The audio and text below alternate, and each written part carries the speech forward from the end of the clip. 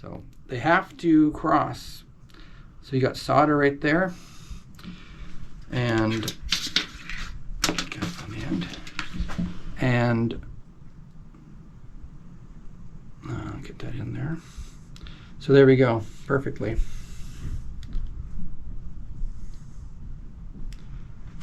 Okay. So it's there.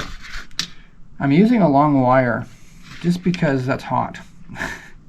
If you're using a shorter wire, like an end, then you're take some needle nose pliers on both sides. So this one, I don't know if the noise will be too loud, but I've got to go back and forth, rotate it a bit, and you'll see that solder spread out.